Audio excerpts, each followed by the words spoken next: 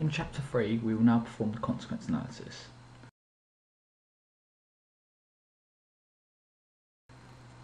Firstly, we need to define the first model for a toxic rupture.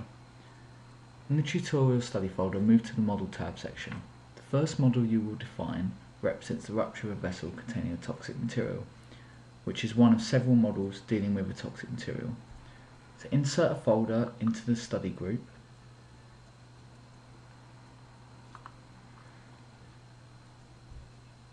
Name this folder Toxic.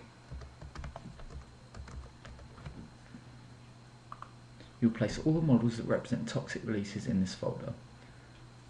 Now you need to turn on the option to insert models on the map. So in the options menu, select the option to insert models on map. By default, this option is turned off, and when you insert a model, the icon will appear immediately in the study tree. If you turn the option on, then the model icon will not appear in the study tree, and you will have to click on the map to set the location for the model.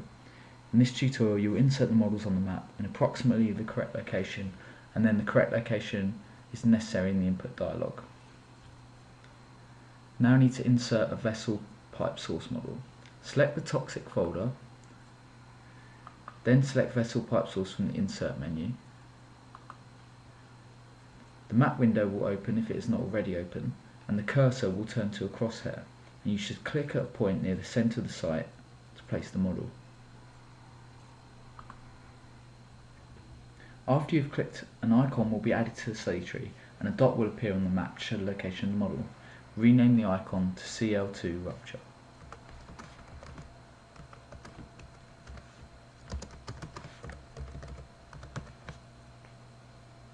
The icon will have a red border around it, showing that it does not have a full set of input data.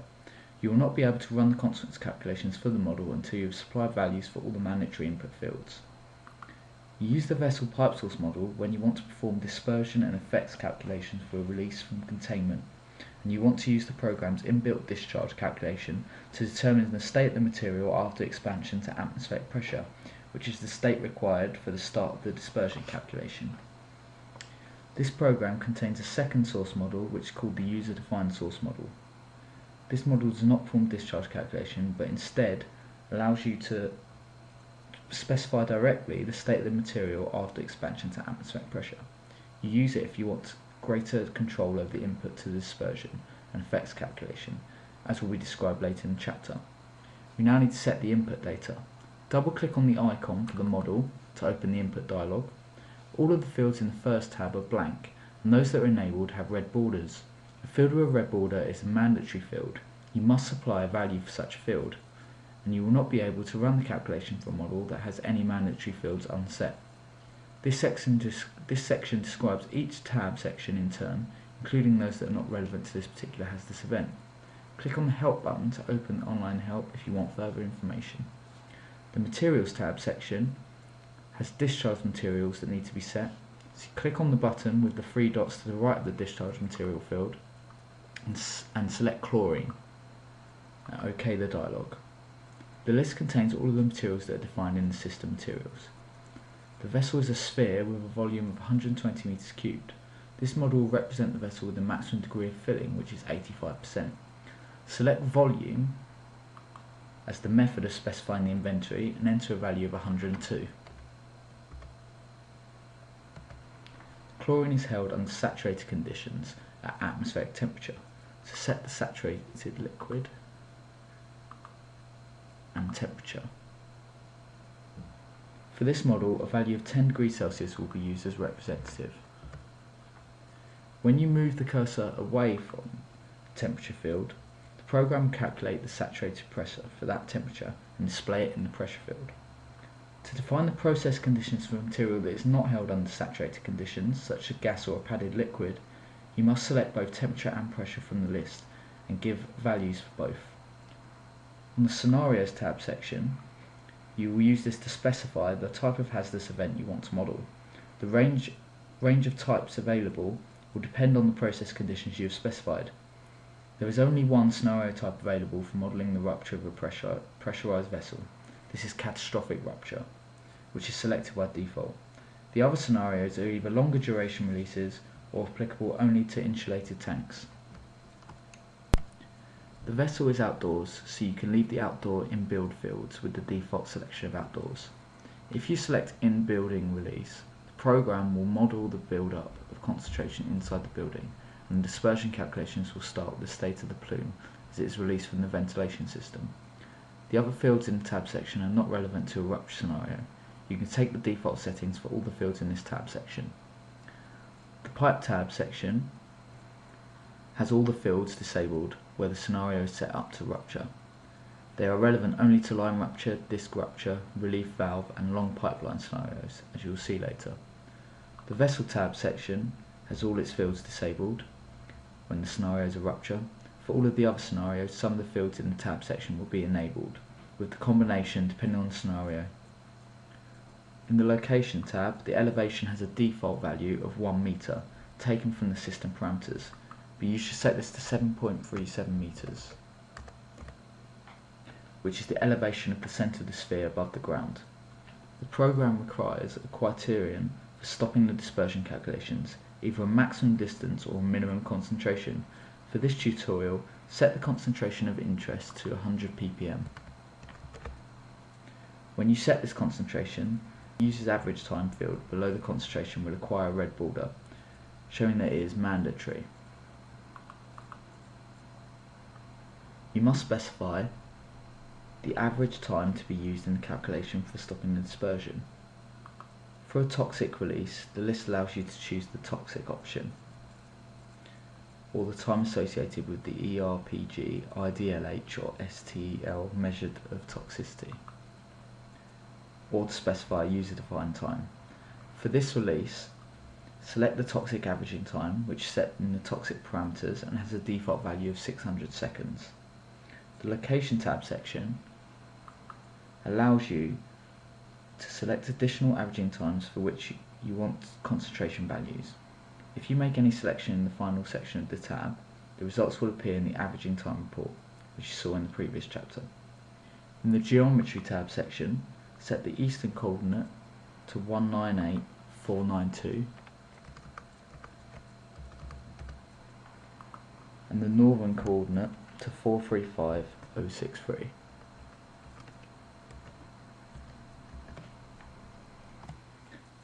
If there is a bund around the vessel and you want to take this into account in the modelling of pool spreading and evaporation, go to the bund data tab and you can check the bund exists button and enter a description of the bund. For this sphere there is no bund, so you can leave the tab section with the default values. For the indoor and outdoor tab, all of the fields in this tab section are disabled and the scenario is catastrophic rupture outdoors. Some of the fields are enabled for the longer duration scenarios, as you'll see later, while others are enabled for in-building releases. The flammable tab section has all its fields disabled when the material is toxic only. For a flammable release, they will allow you to choose between the 3 models for a vapor cloud explosion and to choose between 2 models for jet fires. The toxic parameters tab is used in modelling the build-up of toxic concentrations inside a building and the exposure of a person inside a building. By default, these calculations are set to unselected, but for this tutorial you should change them to selected. The calculation requires information about the ventilation rate for the building and about how long people remain in the building after the cloud has passed, and the concentration is lower outdoors than indoors. By default, these values will be taken from the toxic parameter tab section for the model, but if you choose wind speed dependent for the ventilation specification, then the values will be taken from the data for the weather, which means that these values may be different for each weather. For this tutorial, leave the ventilation specification with the default values of case specified, and take the default values for the building exchange rate and the tail time. In the TNT, multi-energy and Baker-Stralow tab sections, the fields are disabled when the material is toxic. They are used in the modelling of a vapor cloud explosion. For the discharge parameter tabs, the fields are always enabled and take their default values from the system parameters. They are used in the discharge modelling for the line rupture, disc rupture and relief valve scenarios, so are not relevant to this model. The jet fire, pool fire and fireball tabs. For a flammable release, these tab sections allow you to choose between options for modelling each type of flame. The input process involves examining a large number of input fields, but the number of values that you have to enter in order to complete the data for this model is small. Click on OK to close the dialog. We will now run the calculations and view the results. Select the model and select Run Model from either the Run menu or the toolbar.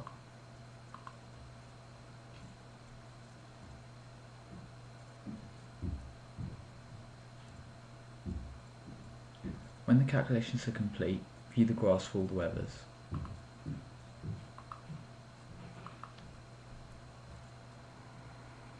You will see that there is no pool vaporization tab in the graph window, which means that the liquid in the release did not rain out. If you want more information about the behaviour of the liquid droplets in the cloud, you should view either the commentary report or the dispersion report. The concentration graphs only ever show the outdoor concentration, but if you move to the toxic tab section, you will see that the probit, lethality and dose graphs display separate results for indoor and outdoor effects, and that there are separate footprint graphs for outdoor and indoor effects. The lethality graph shows that the greatest downwind effect distance is for the f1.5 meter per second weather outdoor, with a distance of about 2.5 kilometers, to a lethality level of 10%. The indoor effect for this weather reached about 2.25 kilometers to 10% lethality.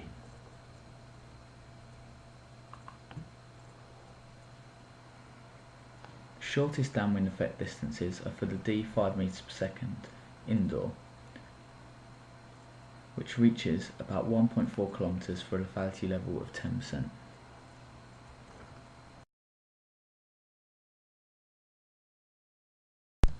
We will now define a second release, the toxic liquid from pipework. Second release is from the same chlorine sphere, but the hazardous event is a rupture with a 1-inch liquid line attached to the bottom of the sphere, where the initial liquid head will be 4.6 meters. The line runs 4 meters vertically downwards to 10 centimeters from the ground, then 5 meters horizontally to an isolation valve. The rupture is assumed to occur just before the isolation valve. So to do this, we copy the first model,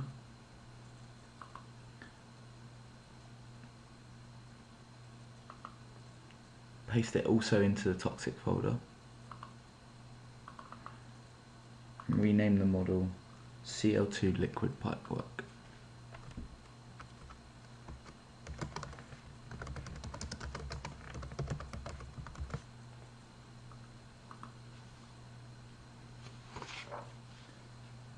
Open the input dialog for the input data. On the materials tab, we'll leave this tab section with the same values as for the rupture, since the material and process conditions are the same. On the scenario tab, set the scenario type to line rupture and the phase to be released to liquid. The line rupture scenario models the full bore rupture of pipework attached to a vessel, and the discharge calculations take into account the effective friction in the flow from the vessel to the point of rupture. To model a release from the body of the vessel with no frictional losses in the discharge, you would choose the leak scenario. When the vessel contains saturated liquid, you will be offered a choice of release phase for a line rupture scenario: a vapour release from the top of the vessel or a liquid release from the bottom of the vessel. The list of phases includes 2-phase, but this is only enabled for the disc rupture and relief valve scenario for modelling over filling of the vessel. In the pipe tab section, the pipe length is the length of pipework between the vessel and the point of rupture, and you should set this to 9 meters. Set the internal diameter to 1 inch. Click on the millimeter option to the right of the field and select inches, and then type in 1. You can then enter the diameter directly in inches rather than having to perform conversion yourself in the default units of millimeter. Leave the pipe roughness with the default value taken from the system parameters. The number of values is used in the modelling of frictional losses, and you can leave them as 0. The other fields in the tab section are relevant only to the long pipeline scenario and are all disabled for the line rupture scenario. On the vessel tab section, for the line rupture scenario and most of the other scenarios that involve continuous release, the time varying release option will be enabled in the vessel tab section. For this release, you will perform an initial run of the discharge calculations with the time varying modelling selected, then examine the results and decide on the most appropriate way to represent behaviour for the rest of the consequence analysis. So set the liquid head to 4.6 meters.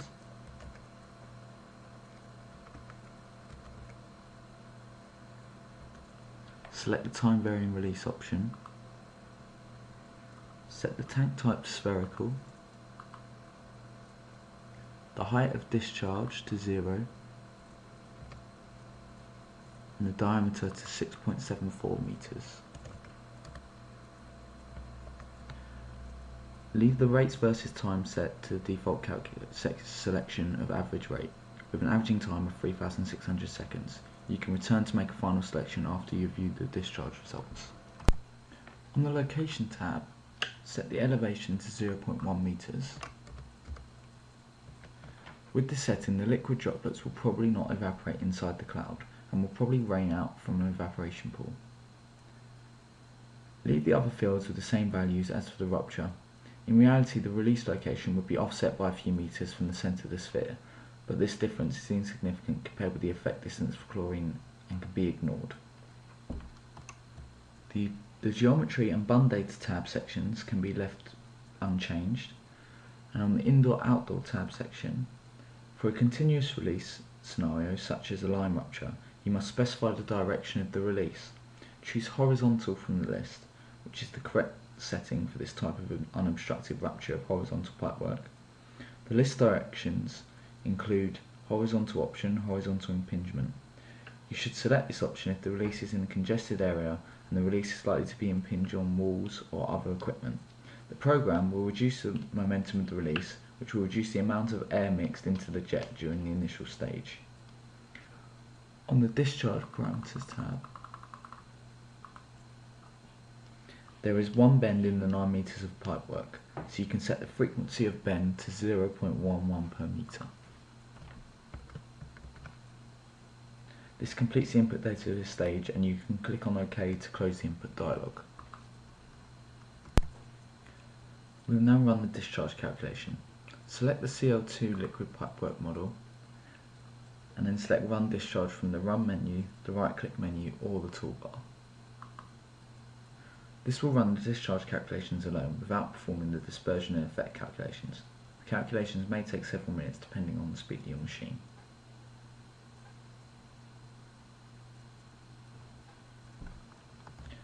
When the results are complete, view the report, move to the TV Discharge Report tab. The rate drops by less than 3% in 2 hours of release, so the time varying behaviour can be ignored for this release. There are two options for bypassing the time varying discharge modelling in this situation. The first is to use the average discharge results to create a user-defined source model. When you perform the discharge calculations, the program calculated the average rate over the first 3,600 seconds, and this is the representative rate given in the discharge report. If you decide that you want to use this average rate rather than the initial rate, you should select the model and then select Create Source from the Edit menu or the right-click menu.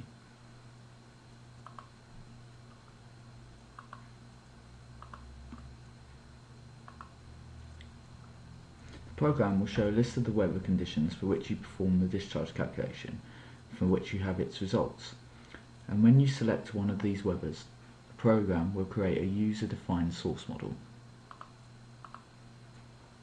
with the name Calculated Discharge. The user-defined source model has many of the same tab sections as the vessel pipe model, but instead of a scenario and vessel tab section, it has a discharge tab section, in which you will be able to specify the discharge rate and conditions directly, since the user-defined source model does not perform any discharge modelling itself. The calculated discharge model will be created with discharge data taken from the average results from the liquid pipework model, but you can edit these values if you choose. The simplest method for bypassing the time various release discharge modelling is to edit the model and deselect the time varying release, which is what we will use in this tutorial.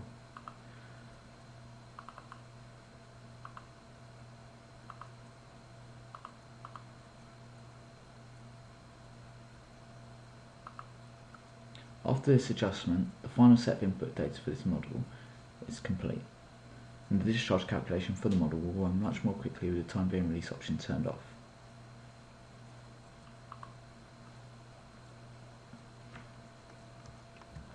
Select the model and select Run Model from either the Run menu or the toolbar.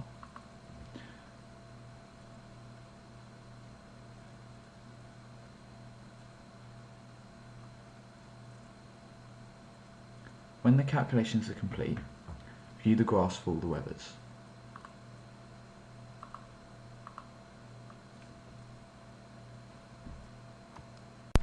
You will see that there is a pool vaporization tab in the graph window, which means that the liquid in the release did rain out.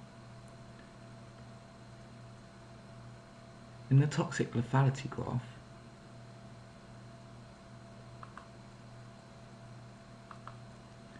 the greatest effect distances are for the F 1.5 meter per second weather outdoors, with a distance of 900 meters to a lethality level of 10%, which is approximately a third of the distance reached by a catastrophic rupture.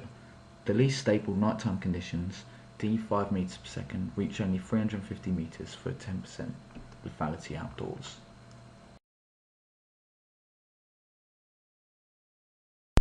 We will now define the third model, toxic vapour from pipework. The vapour release is the rupture of a 2-inch pipe attached to the top of a sphere. The line runs 3.4 meters horizontally, then vertically downwards, and the rupture is assumed to occur 1 meter from the ground. So create a model as a copy of the liquid pipework model.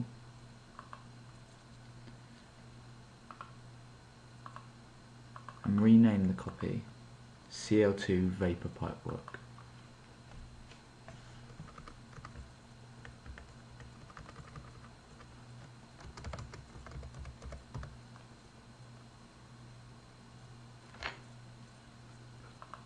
Open the Input dialog.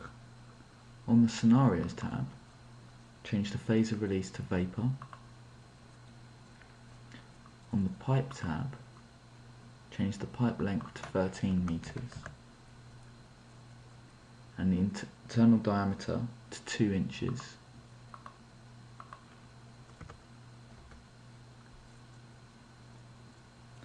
On the Location tab, change the elevation to 1 meter. On the Indoor-Outdoor tab, change direction to down, impinging on the ground. On the Discharge Parameter tab, change the frequency of bend to 0.08 per meter.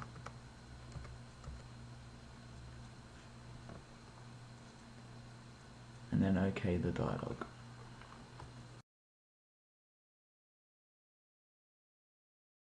We will now define 3 flammable releases. There is a propane sphere at the far north of the site. The propane sphere has the same dimensions as the chlorine sphere and the same design of pipework, and is also operating under saturated conditions at atmospheric temperature. So the first thing we need to do is set the input data for the model. You can define the rupture and the 2 pipework failures by copying the 3 toxic models and simply changing the selection of discharge material and the eastern coordinate.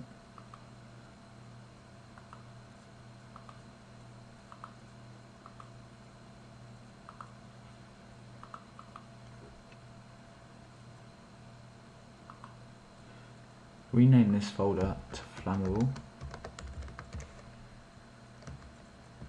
and in the name of each module, change CL2 to C3.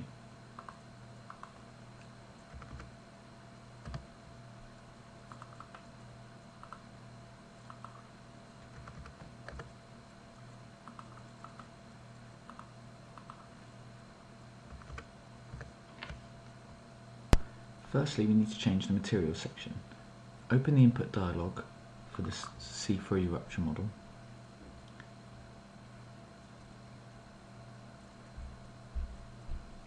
Click on the button with 3 dots to the right of the discharge material field. And change selection from chlorine to propane. The list of materials is arranged alphabetically, and you can quickly move to propane by clicking on the list and then typing P. When you return to the Materials tab section, you will see that the program has recalculated the saturation pressure at 10 degrees C and also the mass of the inventory. You must make this change for each of the 3 models. Now need to change the concentration of interest. So you move to the Locations tab you will see that the toxic averaging time is no longer set for user average time, and that this field is now shown as unset and mandatory. The material is flammable only, so the toxic averaging time is not included in the list. And the program is prompting you to make a different selection for the calculation of the stopping concentration. For a flammable release, you would not want to calculate the concentration to a value as low as 100 ppm, since the cloud will not pose a hazard once it is diluted below the lower flammable limit of 2% or 20,000 ppm. You could set this concentration yourself, but for a flammable release you can also leave the concentration of interest blank, and the program will automatically stop dispersion calculation once concentration has reached a given fraction of the LFL as calculated with the flammable averaging rate. By default the fraction is 50%, but you can change this flammable parameter if you prefer.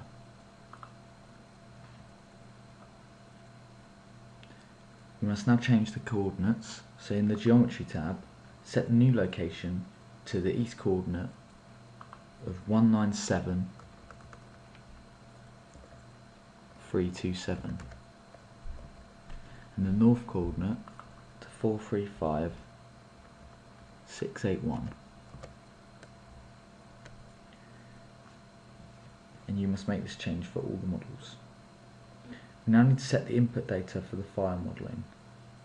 If you move to jet fire, pool fire or fireball tabs,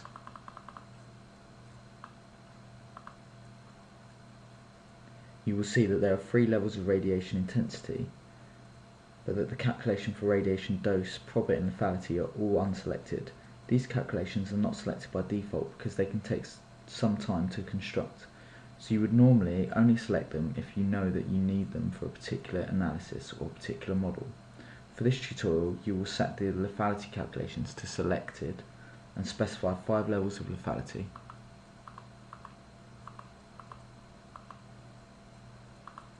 But you will do this in the parameters instead of in the model data, since this is not the most efficient method if you want to set values that are used by the model.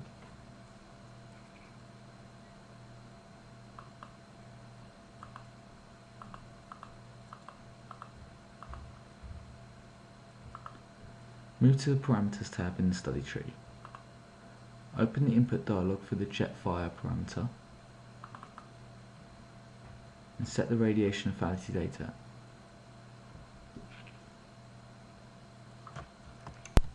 Change the radiation level to calculated option to selected for all calculations, and then on the radiation levels table change the lethality level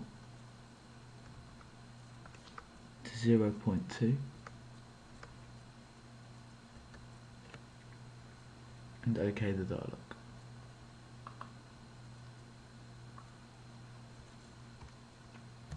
When you click OK to close the dialog, you will see that the Jetfire Parameters tab no longer has a green border, which means that it is not using the values set in the system parameters for all the fields. Next, open the input dialog for the Pool Fire parameters and set the same values for radiation lethality.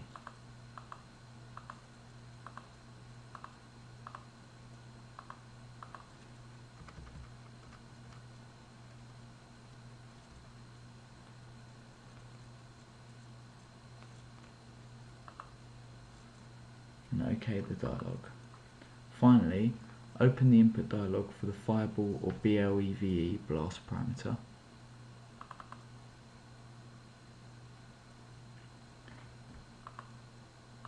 and set the same values.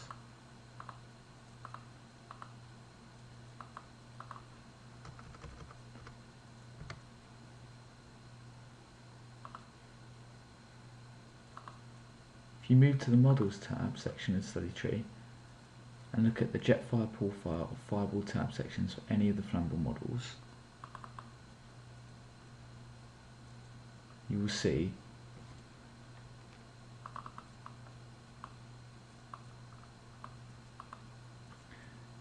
that the lethality calculations are now selected with the 5 levels sets.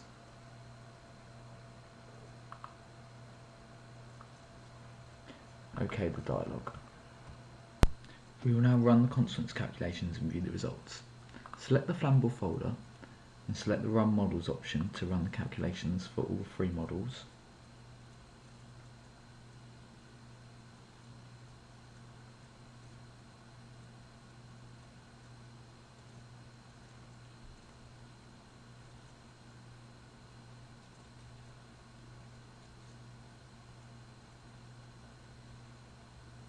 You can view the results for all three models at once.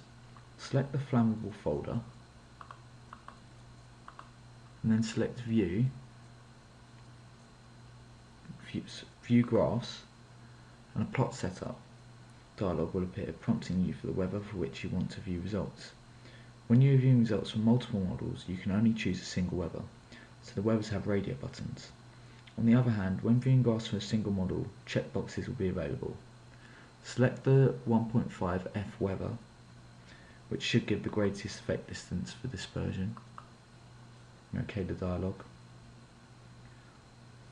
The graph window contains tab sections for concentration graphs, as with the toxic model, but it contains jet fire, fireball and flash fire tab sections instead of the toxic tab section. The propane release do not produce any liquid rainout, so there are no pool fire tab sections. The jet fire graphs contain 5 graphs which are presenting results for 2 pipework failures. The first graph shows radiation level versus distance. Second shows the intensity radii. And the third, fourth and fifth show the dose radii, probit radii and lethality radii.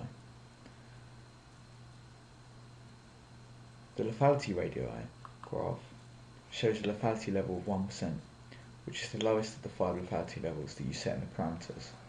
The maximum downwind effect distance shown in these graphs is around 33 meters, which is the distance for 4 kilowatts per meter squared for the liquid release.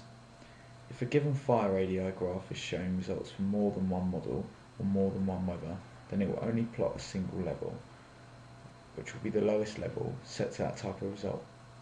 If you want to see results for all the levels, then you must view the graphs for a single model and weather. The fireball tab section also shows these 5 tabs, and they are shown results only for the rupture. And this means that the radii graphs are able to show the results for more than one level. For the lethality level, there is no ellipse for 100% because the fireball does not produce a necessary radiation dose at the height of intensity set to ground level in the flammable parameters. The explosions graph tab shows the 2 early explosion graphs containing results only for the rupture, since immediate explosions are assumed not to occur for continuous releases. However, the late explosion graphs contain results for all 3 models. The late explosion worst case graph shows the effect radii for the explosion times, which gives the greatest downwind distance for the lowest overpressure set in the explosion parameters. And the legend for the late explosion time graph gives the time at which the worst case explosion occurs. The greatest downwind effect distance is 1,400 meters for the rupture, and it occurs at 7.4 seconds. The flash fires graph shows the zones for the cloud at the time that it covers the maximum area. For the rupture, this gives a maximum downwind effect distance of 350 meters to 10,000 ppm, whereas for the 2 pipework releases, this gives a distance of about 70 meters to the same concentration. 10,000 ppm is 50% of the LFL, which is the fraction set by default in the flammable parameters at the boundary of the flash fire effect zone. We will now go through alternative methods for modelling early explosions. When you were setting the input data for the flammable models, you left the flammable tab section with the default settings, which means that the early explosion for rupture was modelled with a default method, which is the TNT method. In this section, you will create versions of the rupture model that use the other methods for modelling early explosions and compare the results. First thing we need to do is create the model icon. Insert a folder inside the flammable folder and name it Rupture.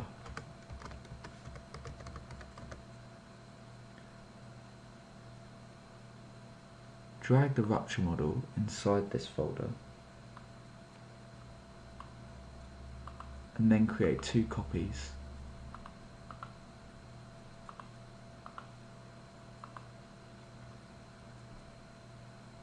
Name the first copy multi-energy,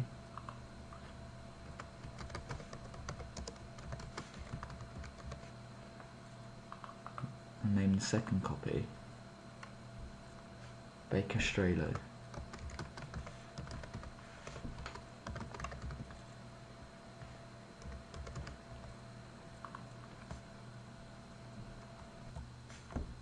Rename the original model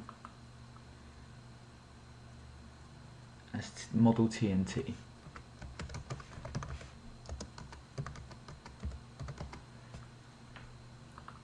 We will now set the input data for the TNT explosion model. For the TNT model, move to the TNT tab section to check the input data for the modelling. You can leave the explosion efficiency with the default value, but for this model you should set the location to ground burst, which means that you are assuming that the explosion is sufficiently close to the ground that there will be reflection effects in the pressure waves. Click on OK to close the dialog for the TNT model. We'll now set the input data for the multi-energy explosion model. Open the input dialog, move to the flammable tab section,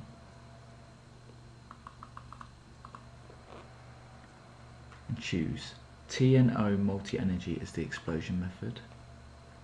Next, move to the multi-energy tab section, where you can define up to 7 regions of confinement within the cloud, and also specify the strength of an explosion in the unconfined regions of the cloud. By default, there are no confined regions selected, which means that there are no mandatory fields in the tab section, and that the model will run even if you do not set any values in the tab section. But it also means that by default, the model will not produce any explosion results. For this tutorial, you will define 3 regions of confinement, each occupying 30% of the volume of the cloud, with a range of confinement strengths between 6 and 8. This shall be done as shown. Tick the unconfined strength box with a value of 2. Set source 1 with a confined strength of 8.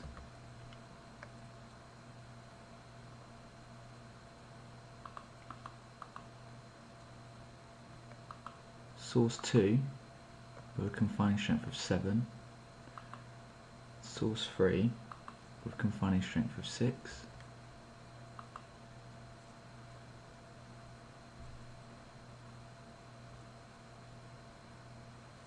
A confined fraction of 0.3 for each.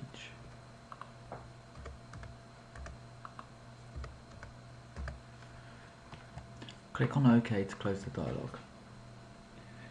We will now set the input data for the Baker-Strelo explosion method. Open the dialog, move to the flammable tab,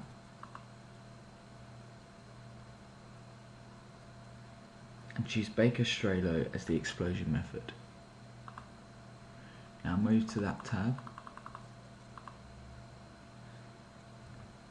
This tab section contains many mandatory fields, and you must complete this tab section before you can run the model. For this tutorial, use the option to have the program calculate the speed of the flame.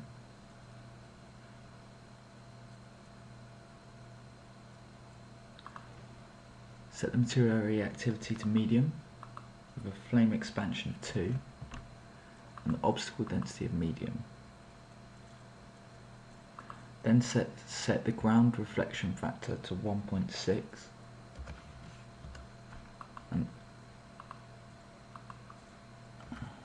and the confined volume to 500.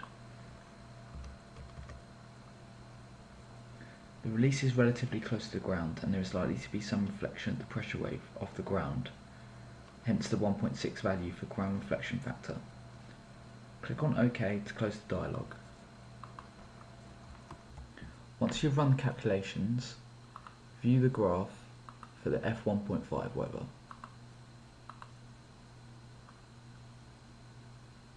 Go to the Explosions tab, and as you can see in the early explosion distance graph, the Baker-Strelo model has the highest peak overpressure of about 1.02 bar, but the pressure declines rapidly with distance and there is no effect beyond about 300 metres. The TNT model produces a peak pressure of 1 and there are effects out to 1,400 metres.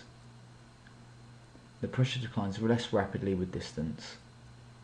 For the multi-energy model, the graph shows results only for the unconfined region of the cloud, for which peak overpressure is only about 0.02.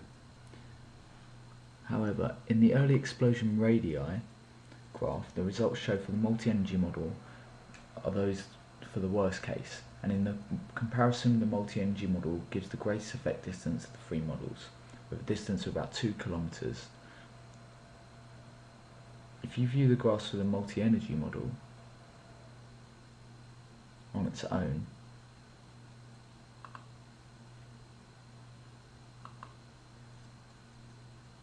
and select only the f1.5 weather,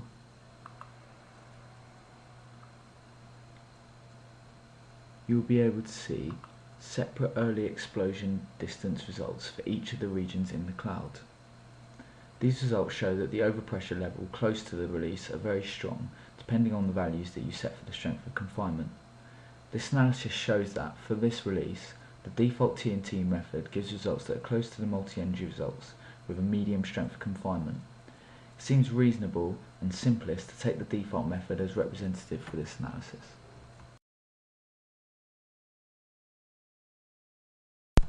We are now going to set up flammable release from rail tank wagon. To do this, firstly, we need to insert a new folder and name the folder tank wagon. And then make a copy of the TNT model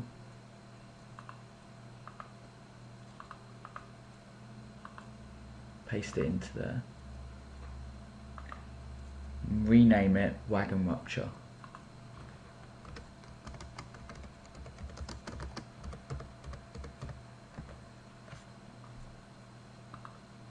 Open the input dialog. In the materials tab, change the inventory size to 43.2.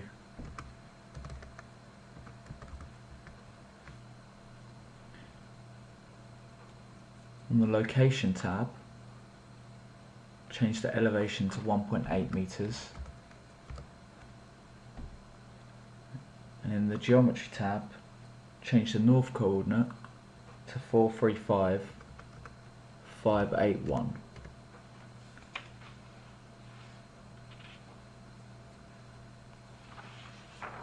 And OK the dialog.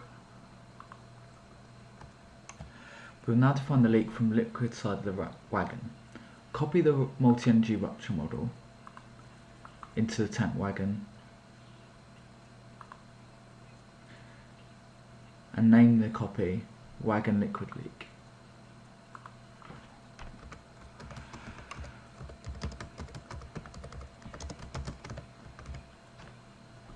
Now open the input dialog for the wagon liquid leak, and in the scenarios tab, set the scenario type to leak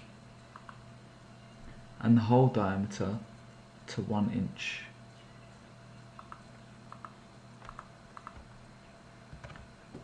In the vessel tab, set the tank head to 1.95 meters. In the location tab, set the elevation to 0.5 meters. In the indoor-outdoor tab, set the direction to down, impinging on the ground. And OK the dialog. We will now define the leak from the liquid side of the wagon. Copy the multi-energy model into the tank wagon folder and rename this copy wagon liquid leak.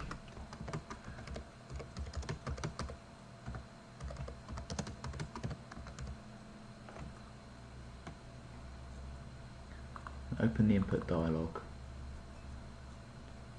In the scenario tab, set the scenario type to leak and the hole diameter to 1 inch. In the vessel tab, set the tank head to 1.95 meters.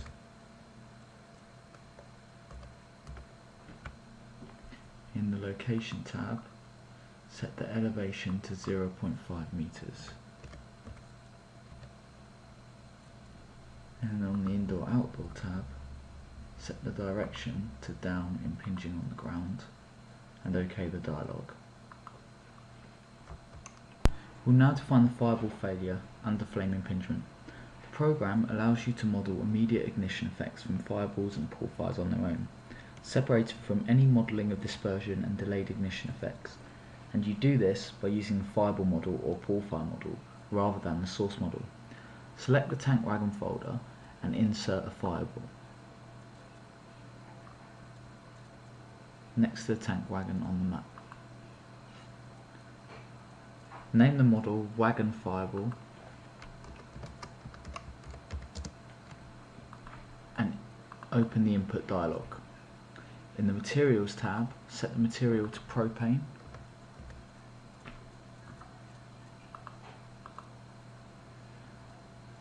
and supply the burst pressure to 8.57.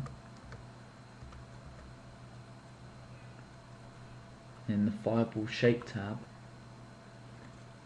set the release mass to 22.2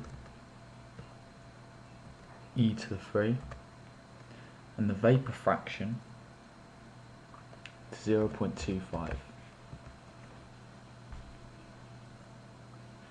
In the Radiation Data tab, tick the radiation versus distance box and set the maximum distance 500 meters. The angle from wind to 0 and the height above origin to 0.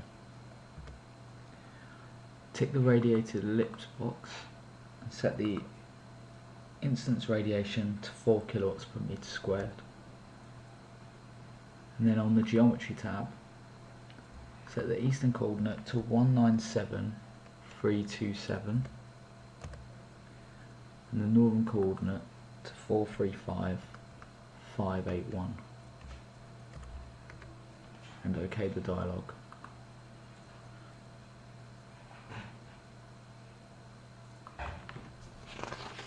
We will now run the calculations and view the results. Run the calculations for the tank wagon folder and then view the graph for the F1.5 global weather.